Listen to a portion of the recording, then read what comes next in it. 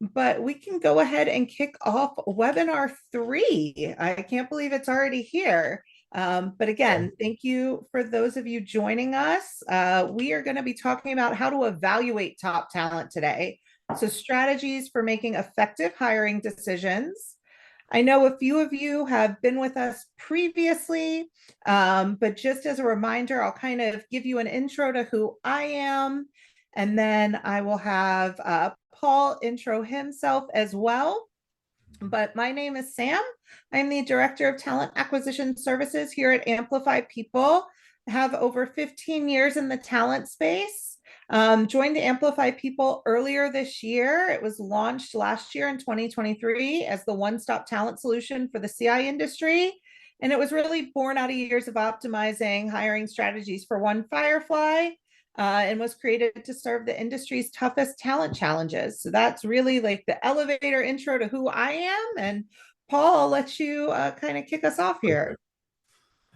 Thanks, Sam. So again, I'm Paul Dolans, Vice President of Education and Training with CEDIA. Have over 11 years in the talent space.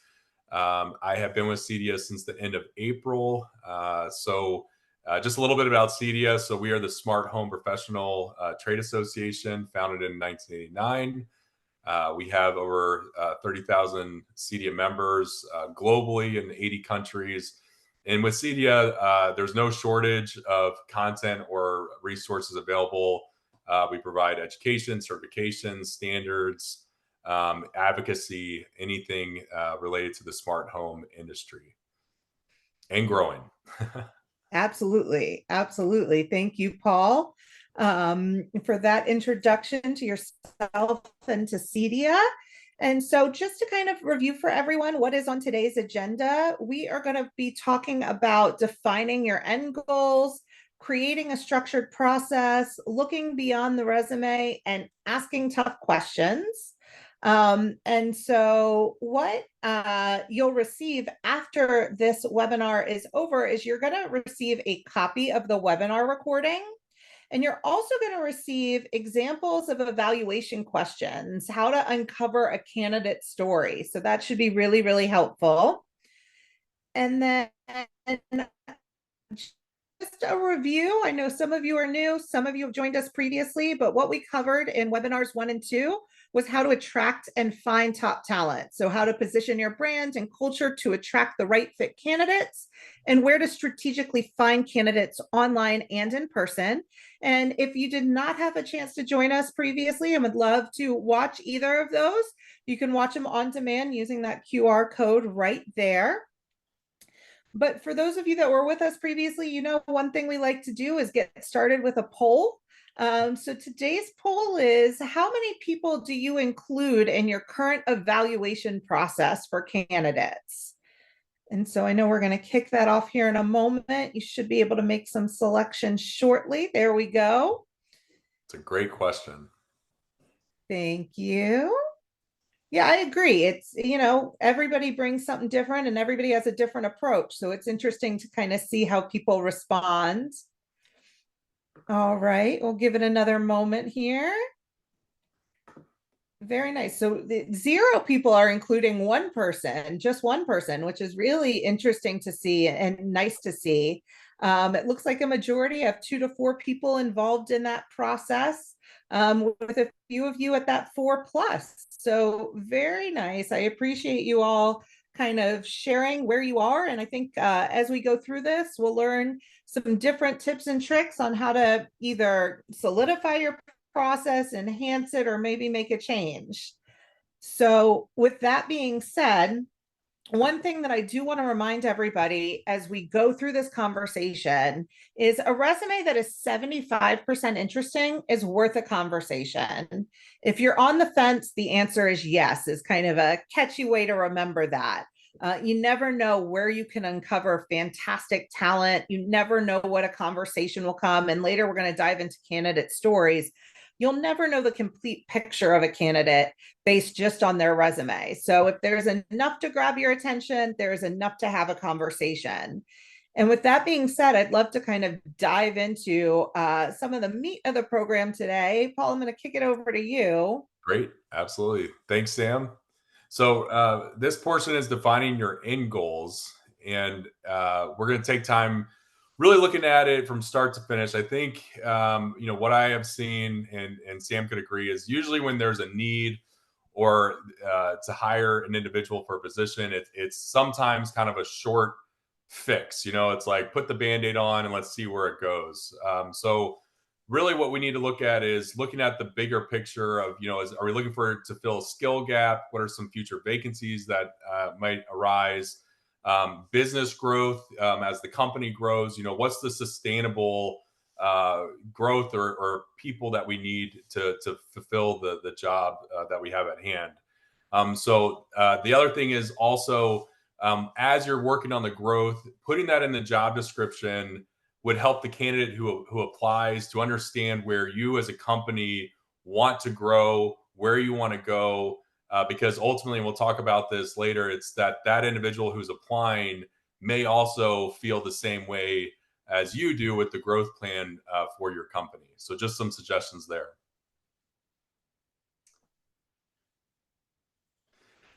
And as you identify what the need is, and similar to what we did with the poll, is identifying the key stakeholders during the evaluation and hiring process. And so right there, we have some suggested individuals who would be there, the HR team, hiring management, leadership team. And this is all great, and I think they should be there. But also even thinking about, the strategy of looking at the long term, is there anyone within a different department who this individual may or eventually interact with? Again, I know we don't have a crystal ball, but really thinking about where you want to go, where you want to expand within your company, you're going to want to make sure you have those stakeholders there at the table during the interviewing process to make sure that this person is the best candidate that you are hiring. And so, similar to what the poll showed, if for a small organization, 3 to 5 people, if you answered that, you are correct.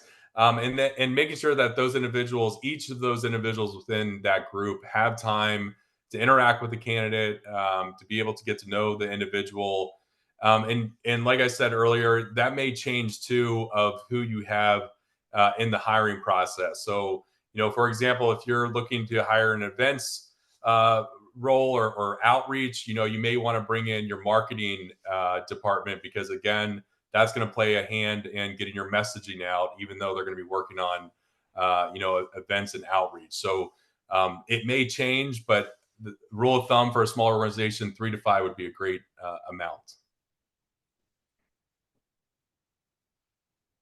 And of course, with the whole hiring process, be proactive instead of reactive. So, if you need to bring in another stakeholder, or if you want to go outside with a manufacturer, or you want to look at some other aspects of the hiring, don't shy away from that, because obviously at the end of the day, you're looking to hire the best candidate for that position for the growth of your company and organization. Yeah, all really excellent points, Paul. I think it's important to remember your why and everything that you do in business. What is the purpose of what you're about to embark on? Making sure that it fits a larger picture, like you said, and ensuring that you're keeping that company culture top of line. So as you grow, you're not constantly kind of taking one step forward, 2 steps back. And so great points there, Paul. And so, kind of the next level of this is really ensuring that you've got a structured evaluation process. And there are a number of evaluation tools that people can use throughout this process. And we're going to break these down for you, but it could be a phone screening, a skill assessment, personality assessments, structured interviews, panel interviews, and working interviews. So, that skills assessment, you'll see there's a demonstration of it there, could be, one of the components that you use in parallel with a panel interview or a working interview. It's not one of these things. It's getting the right combination to ensure that you have all of the information you need to make a really educated decision with your business and who you're bringing into it. So diving a little bit more and breaking this out a little bit more, is we'll start with the assessments, and we're starting with screening. Even though that could fall under interview too, we're going to leave it here for the purpose of this conversation.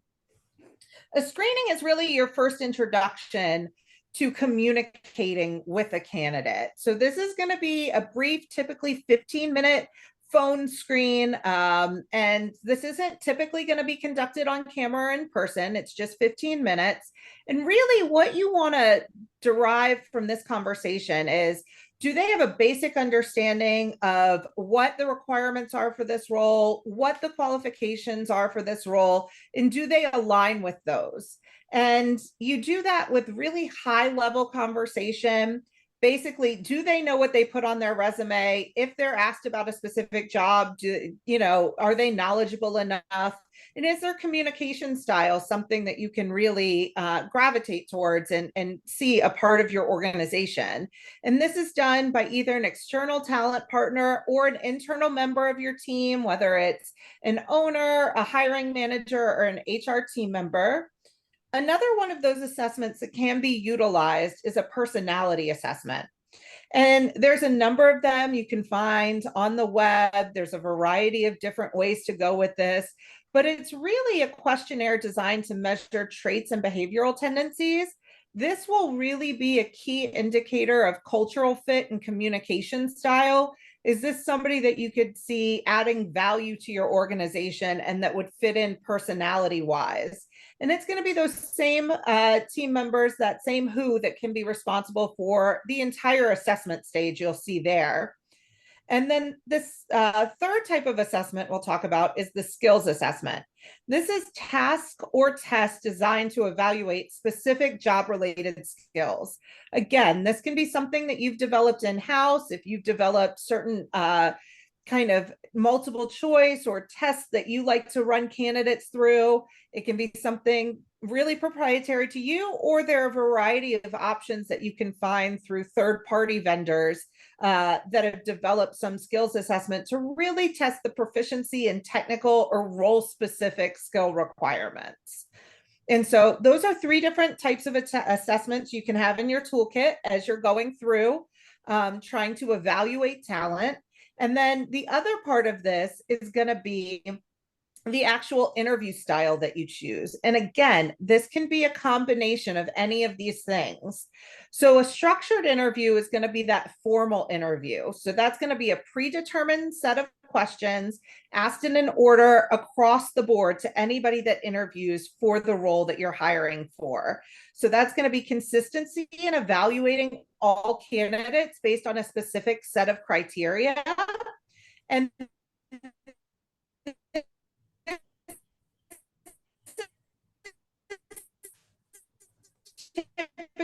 typically done by one person. If it's an external, we can discuss, is going to be that panel interview. And the panel interview is an interview where multiple interviewers are asking questions to a candidate at the same time. So this is for those of you that are using 3 or 4 people in that interview process. All of them can be a part of this panel interview setup where you can really evaluate team fit, communication skills, and responses to a diverse set of perspectives, a diverse set of questioners, and a diverse set of questions. One thing in a panel interview is sometimes there's a variety of ways you could break it out. Sometimes everybody's got predetermined questions based on their role within the organization.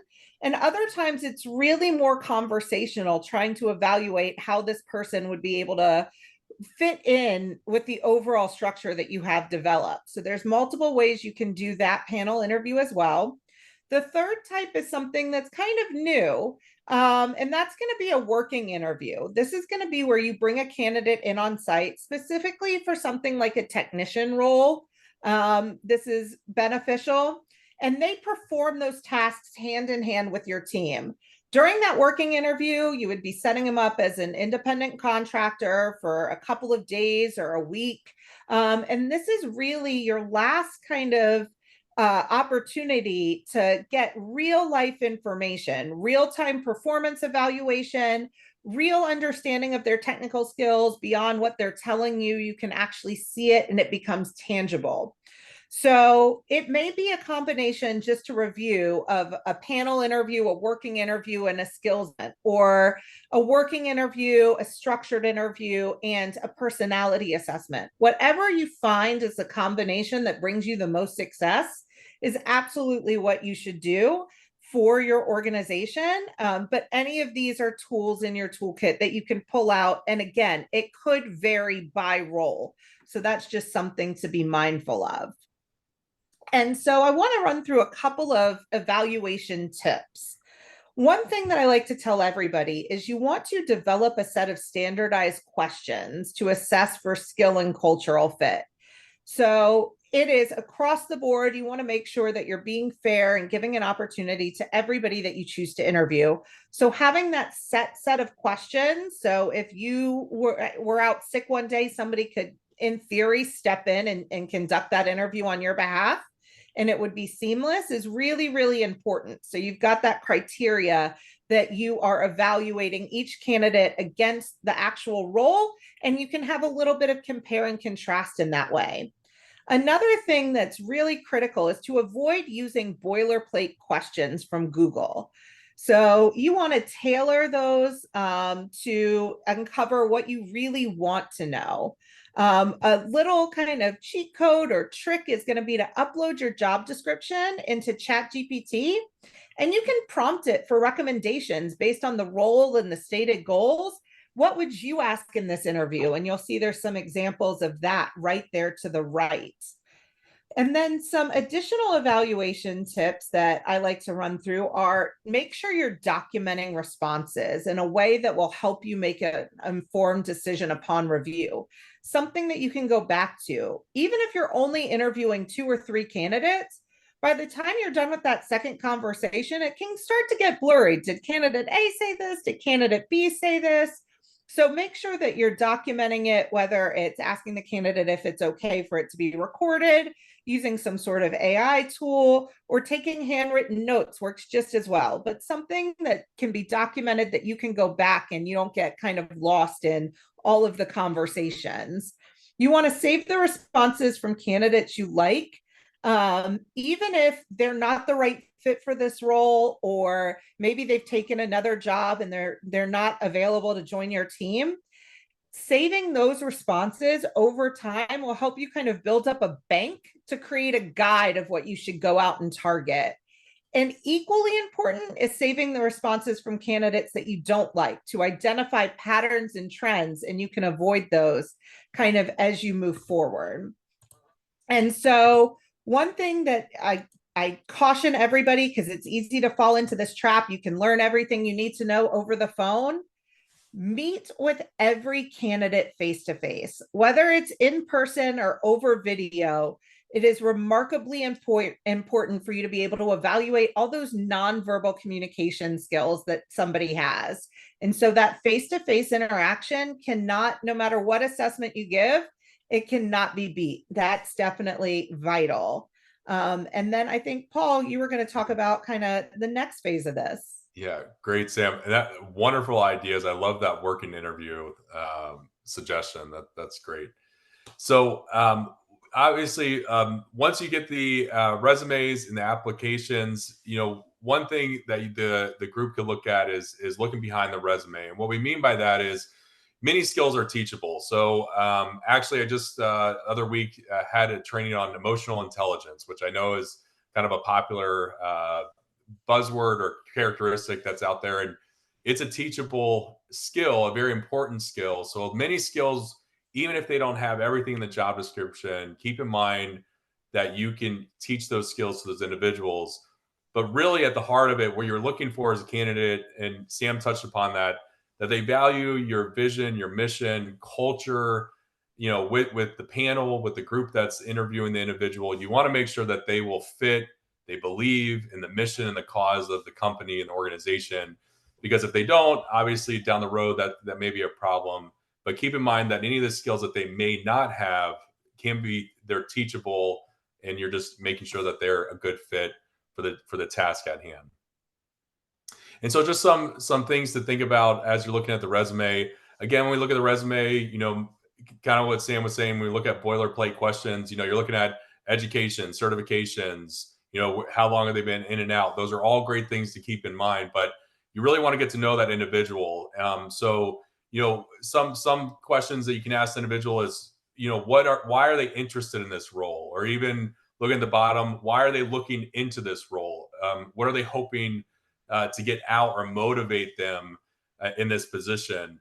And these are, as they respond and answer these questions, you're able to get to know that individual on a more personal, in-depth viewpoint than just looking at the resume and what they put on there. And again, these questions will also help steer you to see, do they fit the vision and culture of your company, to make sure that it is the right person that you'll bring on. So these are just some suggested questions to look beyond the resume. Perfect. Thank you for that, Paul. Yeah, Yeah, really important. Every candidate has a story. You can't learn everything that you need to know in the 1 to 2 pages that they give you. So asking those questions, if there's something that catches your eye, if there was a break in a resume, it doesn't mean the candidate's a bad candidate. Maybe they had a family situation, or they had sabbatical that they were taking for a specific reason. You're never going to know unless you ask those questions. And so, along those same lines of uncovering a candidate's story, it's important to ask the tough questions. And there are a couple of techniques for asking tough questions. One is, be able to create an open and friendly environment from the beginning of the interview. You don't want it to be a case of you grilling candidates and turning tough questions into something that they clam up and shy away from. You really need to build a rapport with a candidate in order to ask some of these questions and get them to tell you their story. Interviews are tricky. Interviews are stressful. When you are looking for a job, this person has prepared, they have thought about this interview, they may have some interview anxiety. And so coming in and grilling them is going to cause them to shut down. And it could be the perfect candidate if you had just kind of allowed for open and friendly conversation. And in return, also not shied away from their questions. And salary, be direct, be transparent. That's one of the keys to, again, establishing that rapport. And so, one thing that I tell everybody to really be mindful of is being an active listener. I know it sounds so basic, but it really is true. Practice the 3-second rule. That's really easy. So when a candidate stops talking, pause for 3 seconds. That way, you know they're done talking. It gives your brain a little moment to process how to, in a conversational manner, follow up with them, ask another question, move on to a new topic, or dive a little bit deeper. So just something to keep in mind as you're going through this. The 3-second rule is always available and suggested. And then if we go down on the next slide, you're going to see a little example of how we say, the tough questions, or what could be kind of the checklist questions versus a way to make it conversational. So you'll see here as an example, where do you see yourself in 3 to 5 years? That's a very boilerplate standard question. But a way to ask it so it's conversational and opens a candidate up would be, looking ahead, what kind of impact do you hope to make in your career? And how does this role fit into that vision? That's the same exact question, just different words, and allows for a lot more dialogue. The candidate is going to open up a lot more. If you see, can you tell me about a time when you faced a significant challenge at work and how you handled it? If you go to, when you think back on your toughest professional challenges, what stands out as a learning moment? And how did that experience shape you the way you approach similar situations today? Again, same question, completely different approach. And so it's all about making sure that you are providing a safe space for that candidate to open up and give you the information that you need to really that you need to make an informed decision. Giving them a place where they want to share, not that they feel that they have to. And so just something to keep in mind as we go through all of this. And if you take these steps and you really make it a conversation and make it approachable, you'll see on the next screen, you will be able to let everyone walk away happy. And the reason that that is so important is maybe you don't hire this person. Maybe they're not a fit for the role that you have today, but culturally they're incredible. And you want to be able to call them again in 6 months, 9 months, a year from now, keep them engaged in your network. And if they walk away feeling like you heard them and you understand them, even if you didn't give them the job and the answer is a no, they are still going to have respect for your organization. And they can also be a networking source for you. If they walked away and they feel like they aren't the right fit based on that conversation and have an understanding, they may know the right person for your company now that they understand you a little bit more. So it's all about ensuring no matter the outcome, everybody walks away happy. And so just something to keep in mind. And so I really appreciate all of you joining us today, especially those that have kind of joined us for all three, that Hiring Success Summer Series. Again, you'll be able to watch any of these on demand. After today, it will be emailed over to you. So if you missed out on how to attract talent or how to find talent, definitely take a look at those. And if you want to get in touch with either of us, Paul, I know you've got some ways to get in touch with your team. Sure, absolutely. So that is my contact information in the middle, my email. The QR code on the left brings you to cedia.org, but on the QR code on the right brings you to our workforce resources.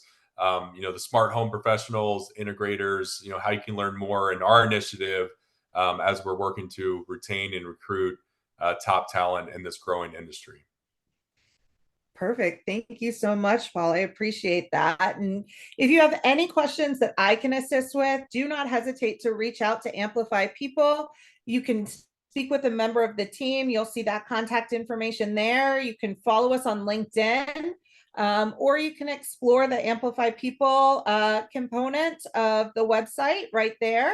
And if you'd like to have an audit of your current hiring process, just want to kind of talk through it, feel free to reach out. I'm happy to answer any questions.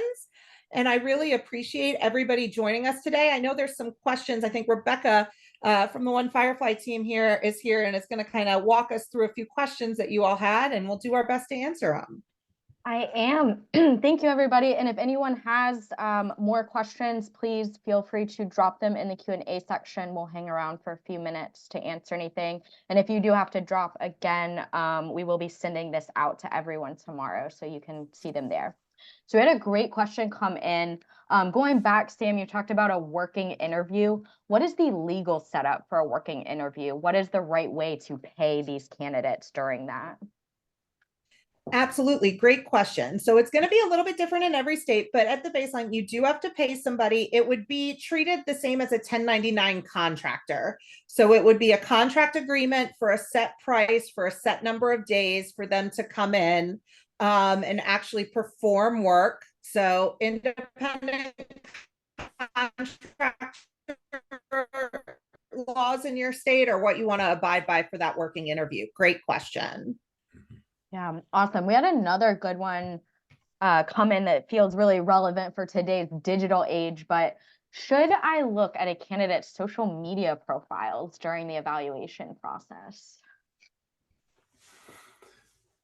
So I would say the answer is yes, obviously within reason. But if they have, let's just say a LinkedIn page, that is fair game. That is, business individuals. You're able to see, where individuals have worked.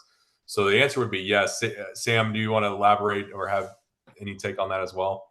Absolutely. Absolutely. I agree with you. LinkedIn is always fair game.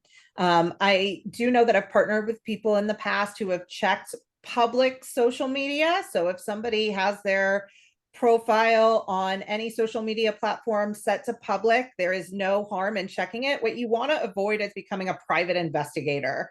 You don't want to set up fake profiles. You don't want to do any sleuthing. Anything that is set to public is fair game. Yeah. Great. Had another good one come in, just about like the timing of this process. How long should your evaluation process be taking per candidate? That's another great question. Paul, you want to Yeah, so chime so in? I'll take that and give personal experience. So I would say if there's like we started, if there's a need and you've looked at the growth and what the plan is, and you need to hire a position, you know that you start where you want to start. When do you want to start that individual and backfill your calendar on that of let's say we want to hire someone in the start January 2025. Right now would be, let's start putting together the group that's going to review. Let's start putting together a job description, and then set up when you're going to have the time to go through all the resumes, and then set up the interviews. So I would say once you identify that, you definitely want to move, relatively quickly within a couple months. What I have seen is that when you've identified a need, don't let it stall out. So don't start the process and then you're looking at resumes, and then another job or something gets put up, that comes up. You need to stick to it. Your review team need to all be on board and make sure that these time frames work and are obtainable. Because at the end of the day, when that does happen and things get pushed and slide, candidates start, you're like Sam said, you want to make sure it's a great experience for the candidate and for the company. They're going to start thinking, well, did you get my resume? Did you get my application? I haven't heard from you. So that's what you want to avoid. So keep track, put together a timeline and stick to it. Absolutely, Paul. And the only thing I'll add to that is be transparent with candidates. If you are just starting your kind of screening process and you've got 7 more screens to get through that week and you're not going to have any answers until next week, be transparent and open about that. If you tell a candidate 48 hours, be sure to respond within 48 hours. As long as you communicate and are transparent, what I will also kind of caution everybody is make sure you are taking the appropriate amount of time to go through your entire process, but also remembering that, especially with certain kind of roles within this industry, there is a limited talent pool. So you don't want to take so long that you're losing out to a competitor. So make sure that you are finding that fine line and balance between establishing a good interview process and also not losing out on great talent because your process was too lengthy. Great point. Yeah, awesome. Looks like we have one more good one in here. Was just kind of thinking about, especially as you guys talked about the social media profiles, but what shouldn't you be evaluating during interviews and assessments? Yeah, I'm happy to chime in if you'd Yeah. like. You don't want to be evaluating anything that would kind of get you into that that bad territory from an HR perspective. So you don't want to evaluate based on somebody's gender. You don't want to evaluate based on religion. You don't want to evaluate based on age. Those are the types of things that'll wind up just kind of putting a bad taste in people's mouths, could get you in trouble. There's a lot of kind of rabbit holes you don't want to go down. So when you're creating your evaluation process, none of those things should be included in your evaluation process. Nothing that really falls into the demographic category, I would say. And completely agree. And Sam, just kind of echo what you said earlier too. I mean, if you have the set questions and everything is unified, everything is the same, everyone is treated equal regardless of what it is, and you've avoided any of those HR issues. So again, that's why setting that up is so important, because it's the same questions, it's the same people, everything is the same regardless of any differences that might be there. Absolutely. Great addition, Paul. Rebecca, I think you said that was the last question. That was, thank you everyone who attended and participated. If you think of a question later that you have, please feel free to reach out to either Sam or Paul. We're happy to answer any additional questions. But in the meantime, I think we'll go ahead and wrap it up. Sam, Paul, thank you so much for this great insight, and everyone who attended, thank you as well. And you'll be receiving a copy of this tomorrow. Thank you. Take care. Thank you, everyone.